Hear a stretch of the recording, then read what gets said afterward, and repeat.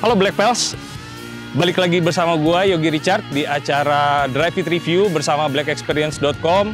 Kali ini ada yang berbeda nih, gua sekarang di JSI Resort Megamendung, daerah Bogor, Jawa Barat. Di sini itu ada track off-road yang ekstrim maupun light off-road gitu. Dan kebetulan kita akan ngebahas mobil ini, keluaran Mitsubishi yang terbaru, Mitsubishi Triton. Kalau penasaran kayak gimana Mitsubishi Triton ini bisa ngelibas track-track off-road, stay tune terus.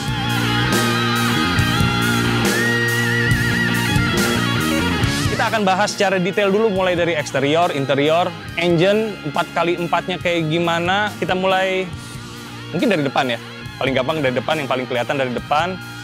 Mulai dari grill sama headlamp. Kalau yang gue notice ini udah modern banget. Dia ala-ala kayak expander gitu muka depannya. Bisa kita lihat di sini. Gue yang suka ini dari lampu ke bumper ke grill sini dia continue. Jadi kayak nyambung gitu antara bumper sama lampunya. Terus turun ke depan ada aksen chrome. Kalau gue bilang sih malah lebih jadi bikin mobil komersial ini lebih elegan gitu. Di sini juga headlampnya udah, kalau yang ini udah LED projector. Dan yang gue suka ini rada sama kayak expandernya, ada aksen chrome, terus lancip di ujung sininya. Di bawah sini ada lampu sen sama fog lamp. Oke, rada ke bawah sedikit. Ini aksen sih kalau menurut gue, ini aksen aja kayak untuk front guard, bumper guard gitu. Cuman sayangnya materialnya sama kayak bumper. Materialnya ini plastik, padahal kalau bisa sih dari yang material yang lebih kuat gitu ya, karena buat ngelibas track-track off-road gitu, jadi lebih aman buat bumpernya. Kita lanjut ke sebelah sana. Di bagian bawah sini juga udah ada front bumper guard, mungkin buat ngalangin kayak kerikil, lumpur atau apa, jadi bisa ngamanin juga braking system atau rodanya supaya nggak kena kerikil-kerikil. Oke, kita lihat dari peleknya ya. Ini peleknya karena seriesnya yang Ultimate, jadi dia 18 inch, two tone, abu-abu sama silver sedikit. Kita naik ke atas, over fendernya juga sedikit mengembung, jadi kelihatan lebih gagah gitu. Terus ke atas lagi kita bisa lihat di tengah situ dia kayak ada radar gitu loh untuk ngedetect jalanan atau traffic di depan, jadi untuk mencegah supaya nggak ada tabrakan atau ya untuk menghindari hal-hal yang nggak diinginkan lah. Intinya sih kalau misalnya si drivernya lengah atau lagi ngantuk, itu udah tersedia. Ingat ya, ini commercial vehicle, tapi teknologinya udah canggih banget. Masuk ke sini juga ada, ke spionnya ada aksen chrome yang gede banget chrome-nya. Handle pintu juga udah chrome. Footstep. Nah, footstep ini ada di series yang Ultimate aja gitu. Kalau misalnya kelihatan dari samping, panjangnya mobil ini ya, ini kalau nggak salah tuh 5 meter lebih. 5 meter lebih, dan kalau gue lihat bobot matinya si mobil ini itu kurang lebih 2.870 kg. Masih tetap kalau belakang pakai pelek 18 insinya. Di sini juga ada over fender yang sedikit menggembung. Mud flap untuk mencegah cipratan-cipratan dari lumpur atau batu atau kerikil. Di sini bisa kelihatan lah dari samping sedikit bed lining yang khusus ada di series Ultimate ini. Ayo geser lagi ke belakang. Kita lihat tail light. Tail lightnya juga udah generasi baru nih. Ini udah LED untuk lampu kecil lah, lampu senjanya sama lampu rem. Nah cuman kalau untuk lampu sen sama lampu mundur masih tetap pakai bohlam biasa lah, lampu biasa gitu. Bumper yang kokoh banget, bisa injek-injek. Dan menariknya ya ini komersial lah vehicle, cuman handle-nya itu semuanya chrome. Jadi campuran lah, bikin lebih elegan.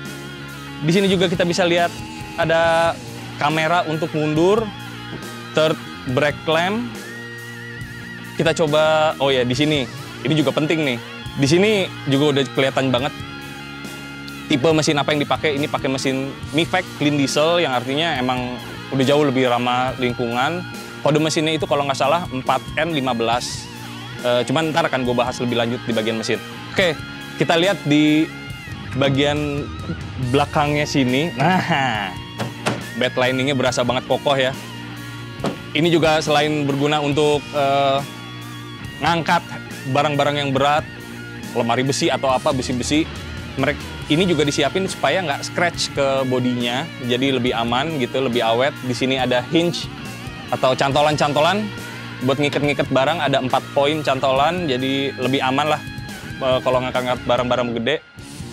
Tadi gue ngebahas tentang mesinnya, coba kita sekarang lihat ya. Si Mifec Clean Diesel itu kayak gimana sih? Nah, ini dia. Ini 4 silinder, 2500 cc dengan yang tadi gue bilang turbonya itu udah VGT, Variable Geometry Turbo, DID, dieselnya Mitsubishi yang tadi di belakang ada emblemnya si Mifec Clean Diesel. HP-nya itu 180 HP, cuman torsinya yang seru, 430 Nm. Nah, jadi emang ya buat ngangkat mobil 3 ton torsinya mesti gede sih. Kita lanjut ke bawah, cuman nggak bisa kelihatan dari sini.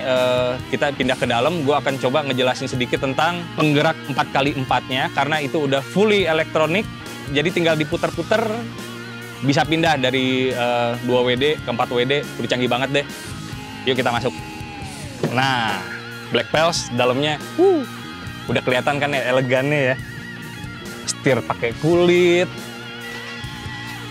Nah, di sini ada, di tengah sini ada putaran-putaran sama tombol-tombol. Ini yang buat ngaktifin 4x4-nya. Ini sekarang lagi di 2H, jadi gue tinggal puter geser sedikit, jadi 4H. Puter lagi jadi 4HLC, yang artinya buat hill climb mungkin ya. Yang sebelah sini, yang paling pojok, itu 4LLC. Itu buat gunanya sih, kalau gue baca, buat tanjakan yang ekstrim banget. Cuma gue belum cobain, tapi penasaran, nanti aja kita cobainnya. Bisa dilihat juga, ini kontrol-kontrol di setirnya banyak banget. Udah bisa ngontrol buat audio, buat cruise control. Walaupun belum adaptif cruise controlnya, cuman gunanya radar di sini seenggaknya untuk mencegah nggak terjadi tabrakan lah. Atau hal-hal yang nggak diinginkan lainnya. Bisa ngatur volume dari sini. Setirnya udah dibalut dengan kulit. Dashboard, walaupun belum soft touch, cuman kelihatan integratednya tuh udah bagus banget ya. Di sini ada MID, Information Display, yang digital. Jadi infonya banyak banget di sini. Kalau kayak tadi pas gua puter-puter selector mode buat 4x4-nya, di sini ngejelasin juga apa aja yang bisa lagi diaktifin pada saat ini gitu ya. Oke, kita lihat di sistem entertainment-nya. Ini udah bisa connect langsung ke Android atau iOS via USB yang sini. Udah bisa langsung mirroring. AC, walaupun cuman single zone, tapi dia udah automatic. Jadi tinggal nyetel temperatur, dia akan adjust sendiri. Temperaturnya akan dikejar sampai temperatur yang kita kepengen. Lanjut lagi ke rada bawah. Di sini ada blind spot warning system, tombol-tombolnya. Di sini ada sonar buat ngebantu buat parkir. Jadi dia bunyi-bunyi. Ada USB port juga. Mungkin kalau buat ngecharge HP. Dan di sini emang ada beberapa, tapi kayaknya nggak masuk ke market kita ya. Dan yang paling penting di bawah sini, ini ngumpet, tapi ntar bisa dilihat. Ini ada slot kecil yang ngepas banget sama kuncinya. Coba. Nah, kuncinya gini doang. Jadi kalau misalnya emergency, kuncinya ini habis baterainya, kita bisa selipin ke sana dan mobil ini masih bisa tetap start. Gitu. Oke, balik lagi ke dashboard. Kelihatan banget, kerasa banget elegannya tuh karena di sini ada kayak aluminium trim di setiap grill outlet buat AC, ada aluminium trimnya. Di sebelah kanan saya juga masih ada tombol-tombol selektor untuk lampu, untuk traction controlnya bisa dimatiin, sama anti collisionnya tadi. Sedikit soft touch-nya di sini, cuman dikasih sedikit mungkin buat senderan tangan, dan di kaki juga ada. Karena ingat, ini mobilnya 4x4, jadi kalau mungkin lagi bumpy kaki, jadi nggak sakit gitu ya kena konsol tengahnya. Rem tangan tetap dibalut dengan kulit, covernya juga kulit, armrest posisinya pas, tetap dengan kulit juga. Cup holder ada 2 di sini, yang cukup ya buat depan ya. Nah cuman yang cunya sih yang sebelah sini untuk electric seatnya ya. Kita yang sebelah kanan itu udah elektrik. Nah kan, maju mundur gampang, tapi yang sebelah kiri sayangnya masih manual. Jok semuanya udah dibungkus kulit rapi, jahitannya juga bagus. Cuman sayang di sini masih manual, dan walaupun di sini sebelah kanan driver side itu elektrik, dia cuman nggak ada memori. Jadi kalau ganti driver ya mesti adjust ulang lagi. Kita coba naik ke atas. Spion udah auto dimmer. Jadi kalau misalnya terlalu silau dari belakang dia akan ngeredupin sendiri. Di belakang spion yang tadi gue jelasin dari depan ini kayak ada sensor untuk jalan atau radar-radar. Naik lagi ke atas, ini ada tempat buat kacamata. Gue belum nyobain sih kacamata gue muat apa enggak, cuman harusnya buat kacamata. Untuk audio, dia speakernya ini ada 6 plus 2 tweeter gitu. Kemarin sempat nyobain mirroring dan soundnya sih untuk kelas commercial vehicle oke banget ya. Cukup gitu. Dengan 6 speaker dan 2 tweeter, stagingnya bagus, balance bagus. Oke, kita lanjut. Gue coba ke jok belakang ya. Nah, pindah ke jok belakang. Set. Nggak terlalu tegak sih. Posisi duduknya nggak terlalu tegak. Untuk orang setinggi gue juga head clearance-nya masih lumayan jauh. Material kursi juga tetap dari kulit. Nah, sama kayak depan tadi masih ada aksen aluminium trim. Di pintu juga kalau untuk bagian sininya ada aluminium trim dan masih soft touch sedikit di sininya. Mungkin untuk di belakang sih ini lumayan proper ya. Proper banget sih sebenarnya. Ini ada cup holder lagi dan child seat mungkin buat anak-anak. Nah, kalau yang penasaran, terus kalau di belakang nggak ada bagasinya, nggak ada tempat buat naro-naro kunci-kunci atau dongkrak, ada men. Posisinya tuh sebelah sini. Walaupun kecil, jreng, ada dongkrak, ada kunci buat roda, sebelah sana ada payung, bisa muat lumayan banyak juga kalau mau ditambahin lagi perangkat-perangkat apaan aja. Untuk safety mungkin kalau mau off-road bawa tali buat ngederek-derek gitu, gua nggak tahu. Cuman di sini ada space yang lumayan gede. Ada seat belt belakang juga 3 titik, kiri kanan sama tengah. Yang tengahnya sih pakai 2 titik aja ya.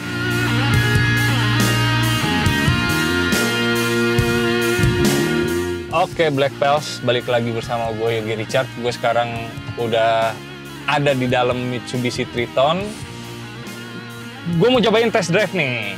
Posisi mengemudi sih pas banget sama badan gue. Walaupun gue tadi nyobain setting yang paling tinggi untuk joknya, setting yang paling rendah, dan rasanya sih enak banget. Emang kap mesin masih sedikit kelihatan, jadi sedikit lah ngurangin view untuk ke jalannya, cuman masih nggak masalah, nggak ganggu banget sih. Untuk steering ini udah tilt, bisa naik turun dan teleskopik, bisa keluar masuk. Gue pasnya segini. Ini gue sekarang setting kali 4-nya di 2H, 2 high. Matic tetap di D aja. Oh iya, ini Maticnya juga sedikit berbeda dengan Mitsubishi Pajero. Kalau Pajero itu 8 speed, ini cuma 6 speed aja. Karena mungkin ini peruntukannya untuk bawa-bawa barang-barang yang berat kali ya. Jadi rasionya sedikit dikurangin. Sedangkan untuk Pajero mungkin untuk high speednya. Steering ringan banget. Nggak ringan banget sih untuk proporsi mobil segede gini dan ban yang cukup lebar juga. Setir masih berasa decent, wajar-wajar aja, nggak terlalu berat juga, nggak terlalu ringan juga. Karena jujur aja gue kalau terlalu ringan mobil segede gini rada serem sih. transmisinya halus, power mesinnya gede banget.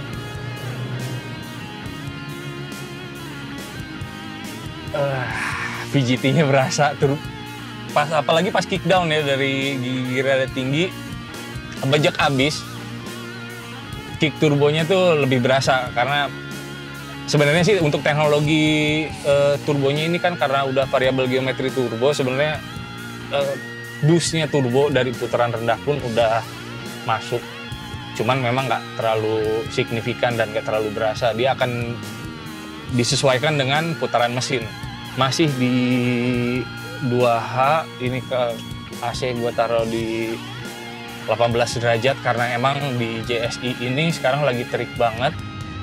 Kontrol-kontrol untuk lampu sen atau wiper mudah terjangkau.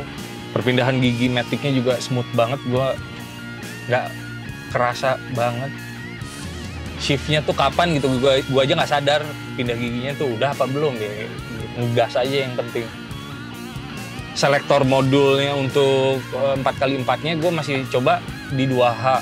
Mitsubishi mention sih kalau mobil ini bisa pindah dari 2H ke 4H itu on the move gitu loh. Jadi lagi jalan pun selama kecepatan masih di bawah 100 km per jam, dia bisa langsung pindahin. Gue contohin ya, gue cobain ya. Ini dari 2H, cek. Nah, gue pindahin langsung. Masuk 4H. Dan kedengeran si elektronik itu bekerja lagi klik, klik, klik. Cuma sebentar, habis itu engage langsung. Bantingannya pun sedikit berasa beda langsung ya. Karena mungkin suspensinya pun udah disiapin buat yang 4H kali ya. Tapi overall untuk mobil tinggi, ground clearance-nya juga tinggi tadi. Ini jalannya juga bukan jalan aspal, ini corn block gini, memang sedikit bumpy. Tapi ridingnya sih enak banget nih. Mulai dari respon mobil, tenaga. Coba gua beloknya rada. Kaki-kakinya enak.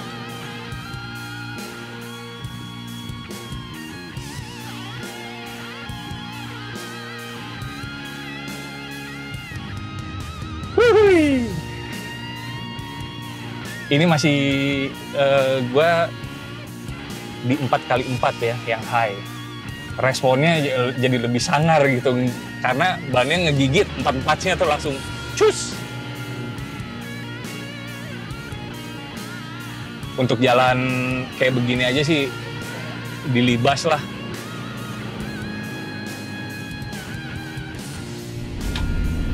Cornering nggak berasa body roll yang berlebihan, walaupun mobilnya tinggi loh ini.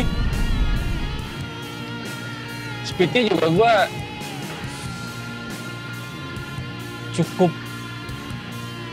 cukup tinggi juga.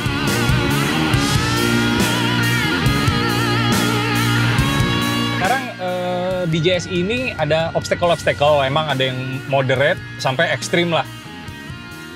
Gua mau nyobain yang moderate aja, yang ringan-ringan aja, karena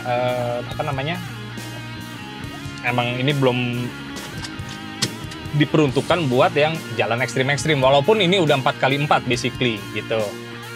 Cara nge-switchnya gampang banget. Ini tinggal gua rubah dari selector mode-nya ini ke 4 LLC. Oke. Udah, gue pindahin ke netral. Dia akan switching sendiri. Di sini di MID kelihatan jelas 4 LLC untuk gravel, untuk collision-nya dimatiin, dan rasionya langsung berubah jadi rendah banget. We're ready to go.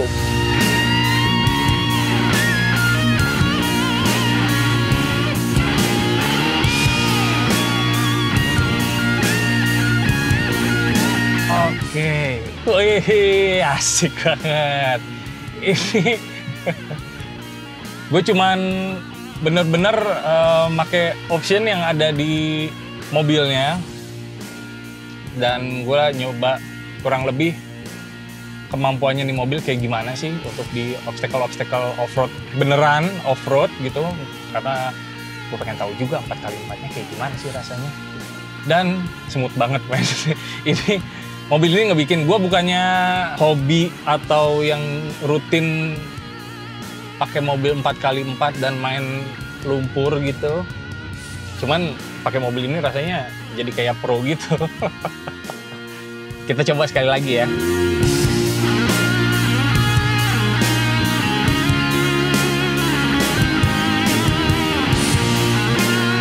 Obstacle berikutnya. Tadi sih kita udah sempat nyobain nyebrangin sungai ya, dan enteng banget, nggak ada apa-apanya. Ini air tergenang.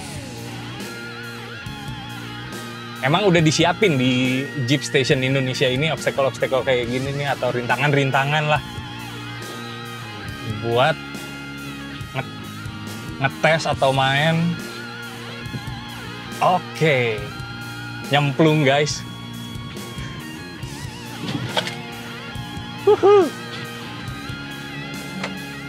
Gampang banget ya. Seru habis. Suspensinya tuh ngeredamnya enak banget sih. Walaupun tadi di dalam itu kayak banyak batu, jadi goyangnya tuh ekstrim gitu. Jeda suspensinya enak sih.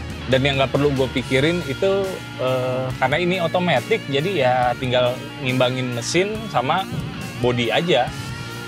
Tapi kalau gue baca, misalnya dalam kondisi ini nih, yang gear yang paling rendah, ini nggak dianjurin untuk sampai 70 km per jam ya. Jadi emang bener-bener low speed banget. Cuman traksinya pasti edan banget nih sih, powerful. Kondisi-kondisi yang berat lah. Jadi kalau lagi jalan biasa, ya masukinnya 4H atau 2H. Oke, kita coba lagi nih.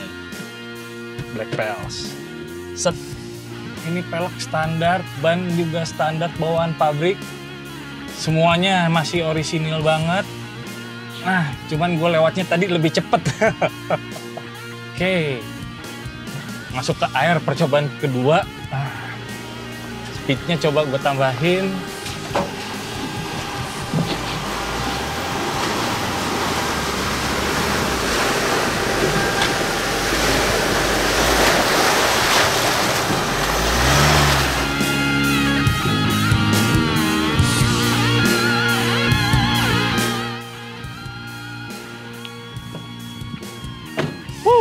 Black Pels, asik banget. Gue nyobain mobil ini buat nyobain ngelibas obstacle-obstacle yang udah disiapin JSI gitu. Emang buat ini playground buat mobil 4x4 gitu ya. Dan Triton ini sanggup ngelibas obstacle yang lumayan medium lah, nggak terlalu ekstrim, medium. Cuman ya lumayan bikin deg-degan juga sih. Apalagi gue nggak biasa juga main 4x4 off-roadan gitu. Cuman dengan mobil Triton ini gue jadi berasa pro aja gitu. Apalagi dari tadi pakai AC, otomatis, wah nyaman banget deh. Untuk sistem-sistem penggerak 4x4-nya juga perpindahannya gampang, milihnya gampang, semuanya tinggal diputer-puter, switch-switchnya aja yang dimainin, udah fully elektronik. Kalau gue bilang top abis. Untuk off-roadnya di jalan yang bumpy-nya oke banget, mumpuni banget nih mobil. Nggak cuman embel-embel doang, udah gue buktiin sendiri. Oke Black Pels, jangan lupa untuk like dan subscribe. Kalau emang kalian mau kita nge-review mobil-mobil yang lain, pengen tahu mobil-mobil yang lain, komen aja ditulis di komen. Maunya mobil apaan, siapa tahu kita emang ada kesempatan juga, kita bisa liput juga, kita bisa review juga. Pasti akan kita kerjain, kita akan review. Oke, gue juga mau ngucapin terima kasih buat Jeep Station Indonesia Resort yang udah ngasih kesempatan kita buat nyobain track atau obstacle buat mobil-mobil 4x4-nya. Triton ini ternyata dengan sangat baik bisa nembus obstacle-obstacle yang walaupun nggak begitu ekstrim ya. Dan gitu aja. Kalau masih kepengen tahu perkembangan dunia modifikasi di Indonesia, stay tune terus di blackexperience.com.